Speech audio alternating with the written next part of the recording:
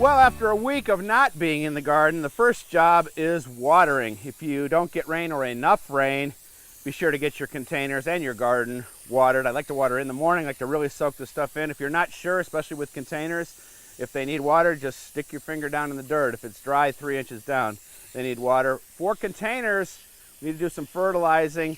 Now, when I'm done watering, we've got a lot of fun jobs to do here in the garden. One of my first stops when I returned was go to the nursery looking for bargains. I've got a great project and an easy project for us. It's just a little container herb garden, and they're giving these herbs away just about a buck a piece. And I chose herbs that will grow outside now, but then I'll be able to take them inside in the winter and have a nice little herb garden right on the windowsill. And we're starting with the thriller in the middle, and then filler, and then we kind of have a spiller. And this is stevia, which is just a natural sweetener. This thing is tough as nails. This is going to be our thriller in the middle. And I love rosemary. And this is going to be our filler around the outside. And look at those roots. I'm going to break those up a little bit. Don't be gentle. These guys need tough love. And hopefully it will last all the way until spring. We'll bring this back out in the spring. And for what, $7, $8, we've got ourselves a beautiful herb garden. Whenever you're planting, the mix I use is Pit Moss Plentiful. Make sure that mix is moist first before you put the plants in. It doesn't accept water when it's all dry like that, but that's a pretty good looking herb garden. It's going to last for a long time. We'll put it right outside the kitchen for a while, and we can just jump out there and get our rosemary. I wish you could smell that. It smells like heaven. I got some more discount plants that we're going to help out a few containers here that need a little freshening up. That's next. I like that. Well, here are more discount plants. Yes, they've seen better days, but for a buck a piece, we've got containers that need some help. We lost our impatiens to impatient downy mildew, and those were in a lot of our containers, but this will freshen them up, make them look good, and this will go all the way until a hard frost. So our thriller's already here. These elephant ears I actually got last year at the end of the season, again for a buck a piece. Grew them inside as house plants, and now they're all over the garden, used as a thriller in the middle of this container. And I'll just put a little bit of this euphorbia in here as the filler.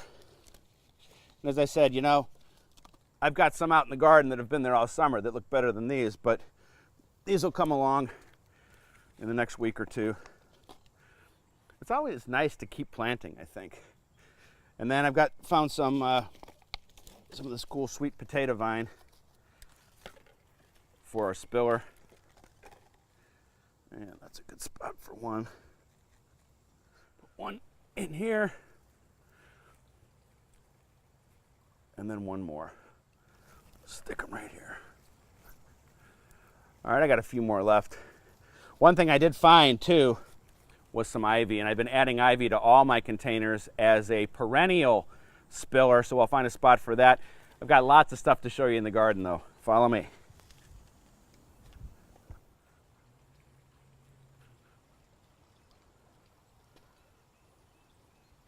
We'll check out this yellow torch, Tithonia or Mexican sunflower. Just a reminder to do some deadheading. Take off the old blooms when they're done, and that'll keep this thing blooming. But I'm going to get to a point where I'm just going to leave them on, and I want to collect these seeds so I can give them away next year. I love this plant, great pollinator plant. Let's look at a couple other plants that maybe you should be growing, right? Yes. Okay. We'll check out a lilac blooming at the end of August. This is a lilac called bloomerang. Can bloom 3 times a year. You know, most lilacs are a one-trick pony. This guy is blooming where he's not really happy. Doesn't get enough sun, but look, we still have flowers. One more plant to take a look at. One of my favorite late blooming perennials are these hibiscus. Look at the size of that flower. And what's amazing about them is sometimes the bud is even more beautiful than the flower. And I want to show you a way that I love to display flowers in the summer. We're going to snip this off.